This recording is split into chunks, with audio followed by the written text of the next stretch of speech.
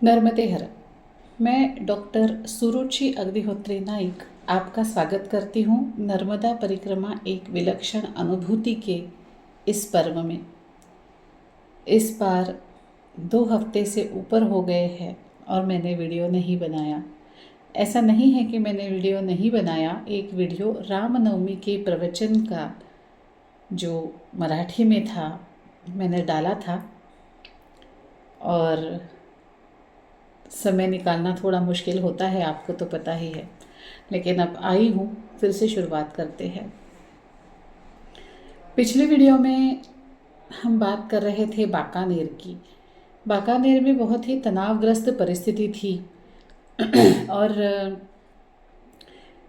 कहाँ आसन लगवाया जाए ये समझ नहीं पा रहे थे हम लोग। जहाँ भी जाते थे वहाँ पे लोग कहते थे कि आज यहाँ मत रुको, चाहे मंदिर हो चाहे किसी का घर हो। लोग कहते थे हम आपको पैसे देते हैं, आप गाड़ी से बैठ के चले जाओ। गाड़ी में तो बैठना था नहीं। कुछ लोगों ने कहा हम आपको खाना बांध के दे देते हैं, पार्सल देते हैं, लेकिन आप गांव से बाहर चले जाओ। कुछ लोगों ने हमें पानी की बोतलें, उसके बाद फल्ली दाने, गुड़ ऐसा सामान दिया कि रात में हमें खाना ना भी मिले तो बात बन जाए, भूखा न रहना पड़े। बिस्किट के पैकेट्स। लेकिन किसी ने भी हमें ये नहीं बोला कि चलो आ जाओ हमारे यहाँ, आ जाओ, रुक जाओ। हम लोग रास्ते से जा रहे थे तो देख पा रहे थे बहुत ही तनाव की स्थिति थी। ऐसा लग रहा था कि शायद इस स्थिति के चलते कर्फ्यू भी लग जाए, और सलाह हमें यही मिल रही थी कि आप जितना जल्दी हो सके, आप जैसे हो सके, आप गांव से बाहर चले जाओ। जो भी सामान लोगों ने दिया वह हमारे लिए पर्याप्त था। अगर शाम के समय हमें गांव में विश्राम नहीं मिलता तो गांव के बाहर कहीं हमें विश्राम करना पड़ा, पेड़ के नीचे या ऐसे कुछ जगह पे, तो हमारे पास भोजन था। हमारे पास फल्ली दाने थे, हमारे पास बिस्किट थे, हमारे पास पानी की बोतलें थी, हमारे पास फ्रूटी का भी पैकेट्स, फ्रूटी के भी 3-4 पैकेट्स दे रखे थे लोगों ने, और हमें गांव से बाहर जाने के लिए कहा गया। हम सारा सामान लेके जल्दी आगे बढ़ते गए, और बाकानेर छोड़ने के कुछ किलोमीटर बाद, शायद 6 से 7 किलोमीटर बाद, कल्याणपुरा नाम का एक छोटा सा गांव मिला। हम गांव में गए तो पता चला कि कल्याणपुरा बस्ती एक हिंदू बस्ती है और यहाँ पे आज के दिन कोई तनावग्रस्त स्थिति नहीं है। इस बस्ती के बीचों बीच एक शिव मंदिर था। तो लोगों ने हमें बताया कि आप शिव मंदिर में रहो। वहाँ के जो एक दुकानदार थे उन्होंने तो ये बताया कि वैसे तो तनावग्रस्त स्थिति का इस इलाके पर प्रभाव नहीं पड़ता है, लेकिन कभी कभी जब तनाव बहुत ही ज़्यादा बढ़ जाता है तो थोड़ा बहुत असर यहाँ पे भी मिलता है। बस ये है कि यहाँ पे एक ही तरीके के लोग ज़्यादा रहते हैं तो दूसरे धर्म के लोग नहीं आते हैं। जहाँ दोनों धर्मों के लोग एक साथ रहते हैं वहाँ का तनाव ज़्यादा रहता है। फिर भी आप बस्ती के बीचों बीच जो मंदिर है वहाँ पे जाइए ताकि आप सुरक्षित रहें। उन्होंने भी हमें उनके घर में रहने के लिए मना किया, और उन्होंने कहा कि क्योंकि उनका घर मेन रोड के काफ़ी पास है, गाड़ियाँ लोगों से भरी हुई जाती हम देख पा रहे थे। हाथ में पत्थर लिए या हाथ में थैले में कुछ शस्त्र लिए जाते हुए लोग हमने देखे थे। माता रानी की कृपा रही कि हमें किसी चीज़ की परेशानी राह में चलते तो नहीं हुई, और हमने सोचा कि चलो शिव मंदिर चलते हैं। बिल्कुल बस्ती के बीचों बीच शिव मंदिर था। हम शिव मंदिर गए। वहाँ पे एक बूढ़े बाबा जी रहते थे। 80 से 85 साल की उनकी उम्र होगी। उनकी एक खोली थी। खोली में क्या बोलते हैं वो, अलाव जैसा, धुनी लगाई हुई थी, और एक पलंग था और बाबा जी का सामान था। बाबा जी सन्यासी थे। रूम के बाहर एक टंकी थी सीमेंट की, जिसके नीचे कुछ कप्पे बनाए थे जिसमें बर्तन रखे हुए थे, और वहीं बाजू में एक चूल्हा भी था। मेरे पास फ़ोटो अगर मिलती है तो मैं आपके साथ शेयर ज़रूर करूँगी। वहाँ हम गए, चाय हुआ, बातें हुई। भोजन प्रसादी मुझे ही बनानी थी, क्योंकि मैं बाबा को तो कहनी नहीं वाली थी कि आप इतने उम्र के बाबा है और मैं थक के आई हूँ और मुझे भोजन प्रसादी बना के दो। तो मेरे साथ जो बाबा चल रहे थे वो और सन्यासी बाबा, तीनों के लिए भोजन प्रसादी मैंने बना ली। भोजन प्रसादी के बाद उन्होंने मेरे हाथ में एक कागज़ दिया और कहा पढ़ो। मैंने पढ़ा तो वो राम हृदय स्तोत्र था। जब मैंने ये राम हृदय स्तोत्र पढ़ा तब उन्होंने कहा, तुम्हारे मुख से राम का गीत, राम का श्लोक कितना मधुर लगता है। तुम्हें तो राम कथा करनी चाहिए। तुम एक ही करना, बस राम को मत छोड़ना। अगर आपको याद होगा तो पहले भी मैंने ऐसे सन्यासियों के बारे में बताया था जिन्होंने मुझे एक ही आदेश दिया, एक ही संदेश दिया। वे 4 सन्यासी थे जो अलग अलग जगह पर थे, लेकिन वो मुझे अलग अलग समय पर मिले, लेकिन उन्होंने मुझसे जो बात कही वो एक ही बात थी, वो थी राम को मत छोड़ना। और उन्होंने कहा, इन सन्यासी बाबा ने, तुम तो राम कथा करो, तुम्हें राम कथा करनी चाहिए। हमारी बातें हुई। सन्यासी बाबा अपने कमरे में सोने के लिए चले गए, और मैं और मेरे साथ जो बाबा थे, हम लोगों ने वही टंकी के पास सीमेंट सा कुछ बना हुआ था, और वहाँ पे हमने अपने आसन लगवाए। थोड़ी देर हुई, ठंड अच्छी पड़ने लगी, बहुत अच्छी ठंड थी। हम दोनों बाहर सोए हुए थे और सन्यासी बाबा अंदर सोए हुए थे। पता नहीं क्या हुआ, सन्यासी बाबा बाहर आए और मेरे साथ जो बाबा थे उनके बाजू में उन्होंने अपना आसन लगा दिया। यहाँ तक तो ठीक था, लेकिन थोड़ी देर बाद मुझे ऐसा लगा कि सन्यासी बाबा जाग रहे हैं। वो ठंड से ठिठुर रहे हैं। बहुत ज़्यादा ठंड थी।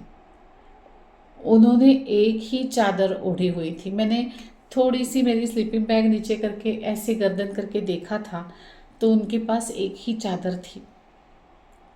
मैं स्वार्थी थी, मैं स्वार्थी हो गई थी। मैंने सन्यासी बाबा की तरफ पीठ कर दी और उनके ठिठुरने की तरफ बड़ी सहजता से दुर्लक्ष्य करने का प्रयास किया। लेकिन हम इंसान होते हैं और हम सभी में इंसानियत नाम की कुछ चीज़ कुछ प्रमाण में तो होती है। मैं ज़्यादा देर तक उनके तरफ दुर्लक्ष्य नहीं कर पाई। मुझे उनके ठिठुरने की आवाज़ आ रही थी। जैसे ही मैंने स्लीपिंग बैग से बाहर आने का सोचा, इतनी ज़्यादा सर्दी थी कि मानो मेरे हाथ जम गए। मैंने फिर एक बार बाबा के ठिठुरने की तरफ दुर्लक्ष्य करने का प्रयास किया, लेकिन फिर मुझे शर्म आने लगी। 80-85 साल का बूढ़ा देह ठंडी में ठिठुर रहा है और मैं स्लीपिंग बैग ओढ़े सो रही हूँ। क्या मैं इतनी निर्दयी हूँ? क्या मुझ में इतनी इंसानियत नहीं है? अब मुझसे रहा नहीं गया। मैं बाहर निकली, स्लीपिंग बैग उठाई और बाबा के पास गई। बाबा को कहा, बाबा आप बाहर क्यों आ गए? आपके कमरे में धुनी लग रही थी, आपके कमरे में ऊष्मा था। तो वो कहते हैं मेरी बच्ची ठंडी में सो रही है और मैं बाहर आ जाऊं, मैं अंदर सो जाऊं। मेरी बच्ची ठंडी में कैसे कैसे सोएगी और मैं भीतर धुनी की आग में गरम अच्छे वातावरण में सोऊं। उन्होंने कहा, मुझसे रहा नहीं गया, इसलिए मैं भी तुम्हारे पास सोने आ गया बाहर, तुम्हारे बाजू में मैंने भी आसन लगवा लिया। मैंने कहा, बाबा जी तो क्या हुआ, हम तो परिक्रमावासी हैं, हम तो जहाँ जहाँ जगह मिलेगी वहाँ सो जाएंगे। उन्होंने कहा, बेटा परिक्रमावासी तो तुम हो, लेकिन मेरे बच्चे भी हो। मैं तो सन्यासी हूँ, मुझे तो दूसरों का कल्याण बस करना है, और तुम्हारे सामने मैं अंदर कमरे में सोऊं और तुम बाहर सो, ये अच्छा नहीं लगता। अच्छा, मैं कमरे में जा भी नहीं सकती थी क्योंकि सन्यासियों के कमरे में महिलाएं नहीं जाती हैं, जाना भी नहीं चाहिए, इसलिए मैं अंदर नहीं जा सकती थी। तो उन्होंने कहा, बेटा तुम अंदर नहीं आ सकती, लेकिन मैं तो बाहर आ सकता हूँ, इसलिए मैं बाहर आया। मैंने कहा, बाबा जी आप तो ठंड से ठिठुर रहे हैं। उन्होंने कहा, एक रात की तो बात है, थोड़ी ठंड हो जाएगी। मुझसे बिल्कुल ही नहीं रहा गया और मैंने बोला, बाबा जी ये स्लीपिंग बैग है, ये मैंने ओढ़ी हुई है, लेकिन इससे आपको बहुत आराम मिलेगा, क्या मैं आपको उड़वा दूँ? वो कहते हैं, हाँ बेटा, अब मेरी बूढ़ी हड्डियाँ काँप तो रही हैं और मुझे उड़वा ही दे। मैंने उनको स्लीपिंग बैग में कैसे जाना है ये बताया और स्लीपिंग बैग उन्हें दे दी। अब 5-7 मिनट में ही जो ठंडी से ठिठुर रहे थे बाबा जी, उनकी आँख लग गई। मेरे पास ओढ़ने के लिए चादर भी नहीं थी, मेरे पास जो मेरी चुन्नी थी वही मैंने लपेट ली और मैं थोड़ी देर बैठी, थोड़ी देर घूमी, थोड़ी देर मैंने हाथ पैर चलाए, एक्सरसाइज की। मेरे साथ जो बाबा थे वो भी सो गए थे और परिक्रमावासी बाबा भी सो गए थे। रात के 1:30-2:30 बजे होंगे, थोड़ा सा ही समय था। वो कैसे तैसे वो रात मैंने निकाली। बहुत बहुत बहुत ठंड थी, बहुत ठंड थी। सुबह उठने के बाद मेरे साथ वाले जो बाबा थे वो बोलते हैं, तूने ये क्या किया, तूने स्लीपिंग बैग दे दी बाबा को, कल क्या करेगी, आज रात को क्या करेगी? मैंने तो ये सोचा ही नहीं था। मैंने ये सोचा ही नहीं था कि मैं अगर मेरी स्लीपिंग बैग बाबा को दे देती हूँ तो अगली रात मैं क्या करूँगी। मैंने बोला, मैंने नहीं सोचा क्या करेंगे, लेकिन अब मैंने उनको दे दी है, अब मैं उनसे वापस नहीं लूँगी और मुझसे ज़्यादा उन्हें ज़रूरत है।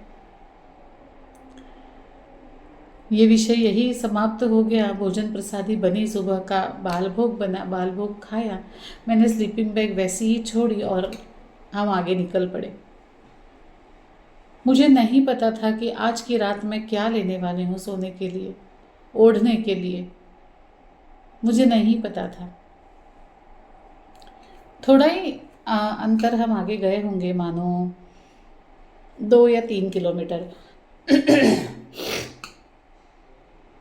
तो एक कार मेरे पास आके रुक गई।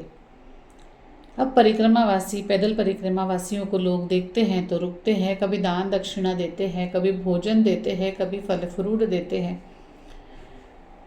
कभी शिधा देते हैं, जिसमें पूरा खाने का रॉ मटेरियल रहता है, दाल चावल जैसी चीज़ें रहती हैं। तो एक बाबा जी उतरे और मुझे कहने लगे, माता जी आपको कुछ देना है। मैंने कहा, बाबा जी क्या दे रहे हो, दे दीजिए, लेकिन अगर आप भोजन दे रहे हो तो हम अभी भोजन पाके आए हैं। अगर आप पैसा दे रहे हो तो यही चाय के लिए 5-10 रुपये ठीक है हमारे लिए। इससे ज़्यादा अगर आप शिधा दे रहे हो या धान्य दे रहे हो तो वो कम कम दीजिएगा, क्योंकि उसका भार हमें ढोना पड़ता है, वो बहुत भारी हो जाता है। तो वो कार वाला इंसान मुझे कहता है, नहीं नहीं माता जी, बहुत हल्का है, बहुत हल्का है, आपके ही तो लिए हैं बस, बाबा जी के लिए मेरे पास कुछ नहीं है, मैं आपको ही देना चाहता हूँ। शायद उसके पास एक ही चीज़ रही होगी और उसने सोचा होगा ये मैया जी है तो इन्हें दे दिया जाए। तो मैंने बोला, कोई नहीं, आप दे दीजिए, हम दोनों इस्तेमाल कर लेंगे। मुझे नहीं पता था उनके पास क्या है। तो वो कहते हैं, नहीं नहीं, ये बाबा जी के काम की चीज़ नहीं है, आप ही के काम की चीज़ है। मेरे काम की चीज़ क्या हो सकती है? मैं सोच में पड़ गई, क्योंकि उस वक्त मैं एक परिक्रमावासी थी जिसकी आशाएं अपेक्षाएं इतनी बड़ी होती ही नहीं हैं कि वो उस चीज़ का इस्तेमाल सिर्फ खुद के लिए करें। मैंने बोला, ठीक है, अब आपको देना है तो दे दो। उस उस आदमी ने कार की डिक्की खोली और एक इतनी बड़ी थैली उठा के मेरे हाथ में दी। मैंने कहा, बाप रे, आप इतनी बड़ी थैली लाई हो, मैंने तो कहा था ना आपको कि बहुत भारी हो जाएगी। तो वो कहते हैं, माता जी हाथ में पकड़ के तो देखो। मैंने हाथ में पकड़ा, वाकई वो थैली बहुत हल्की थी। पता है उसमें क्या था? उसमें 2 नर्म फ्लीस के ब्लैंकेट थे,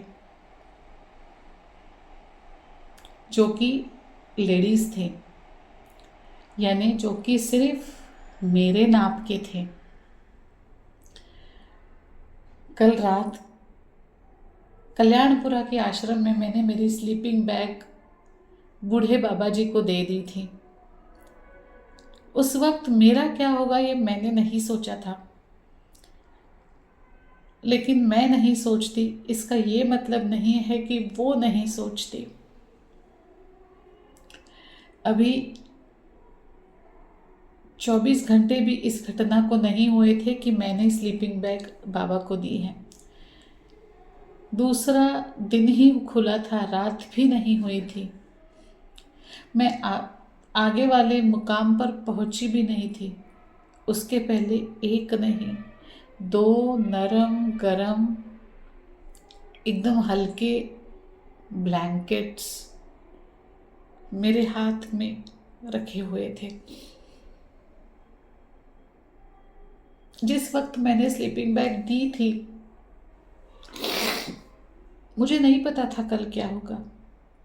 ना मैं ठंड में सोऊंगी ये मैंने सोचा था, ना मुझे कुछ मिल जाएगा ये मैंने सोचा था। मुझे इतनी शर्म आई थी खुद के ऊपर कि मैं कुछ सोच नहीं पाई थी। मैंने बस उठा के वो स्लीपिंग बैग दे दी थी। लेकिन वो मैया है ना, वो किसी का कुछ रखती नहीं है। उसने मेरे से एक स्लीपिंग बैग ली और मुझे 2 नरम गरम ब्लैंकेट दे दिए। आज भी वो ब्लैंकेट मेरे पास है और आज भी सर्दी के समय में उन्हें ओढ़ती हूँ, क्योंकि वो मेरे नर्मदा मैया ने मुझे दिए हुए हैं। माफ़ करना, मुझे रोना आ जाता है।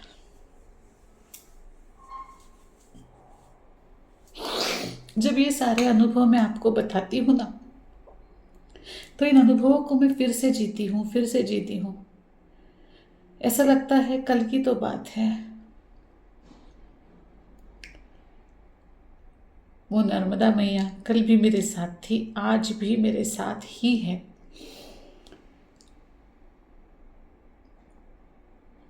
बहुत लोगों को विश्वास नहीं होता है कि क्या सच्ची में ऐसा हो सकता है, तो मैं तो कहती हूँ, जाओ समझ लो। अगर आप सच्ची श्रद्धा से, सच्ची भावना से नर्मदा परिक्रमा के लिए जाते हो तो नर्मदा मैया आपको कहीं किसी चीज़ की कमी नहीं होने देती। अब यही अनुभव ले लो। वो ब्लैंकेट लेकर के बाबा जी को सुखी भव का आशीर्वाद दे करके हम आगे निकले। अब ये तो मेरे बारे में हुआ था कि मुझे जिस चीज़ की ज़रूरत थी वो चीज़ मुझे मिल गई। मैंने स्लीपिंग बैग दे दी थी तो मैया ने मुझे 2 ब्लैंकेट दे दिए। ये जो हमारी माँ है ना, इसे सब पता है किसको कौन से वक्त क्या और कैसे देना चाहिए। यहाँ से जब हम आगे निकले तो रास्ता खेत का था, लंबा रास्ता था। आगे कहाँ हम रुकने वाले हैं हमें पता नहीं था और हम काली बावड़ी से आगे खेत की तरफ चल पड़ रहे थे। काफ़ी अंतर चलने के बाद एक खेत में एक छोटी सी झोपड़ी लगी। उस झोपड़ी में एक माताजी थी। उसने हमें रोटी के लड्डू खिलाए और एक लड्डू हमारे पास दे दिया। अब ये लड्डू किसी व्यक्ति के लिए था। जैसे मुझे ब्लैंकेट मिला है वैसे उस व्यक्ति को लड्डू मिला था और जिस माता जी ने ये लड्डू हमें खिलाया था वो साक्षात नर्मदा मैया थी। जिस व्यक्ति ने मुझे ब्लैंकेट्स दिए थे वो साक्षात नर्मदा मैया थी। अब मुझे कैसे पता चला कि ये नर्मदा मैया है? उस वक्त नहीं पता चला, कभी कभी नहीं चलता। जब हम आगे निकल जाते हैं ना तब पता चलता है। बताऊंगी लेकिन अभी थोड़ी ना बताऊंगी। अगले पर्व में अगले भाग में ज़रूर बताऊंगी कि वो लड्डू किसके लिए था, किसने भेजा था, मैं माध्यम कैसे बनी, मुझे कैसे पता चला कि वो नर्मदा मैया थी। तब तक नर्मदा मैया को याद करते रहिएगा, नर्मदा मैया के शरण जाते रहिएगा, नर्मदे हर बोलते रहिएगा और थोड़ा इंतज़ार करिएगा अगले वीडियो का। तब तक के लिए धन्यवाद। नर्मदे हर।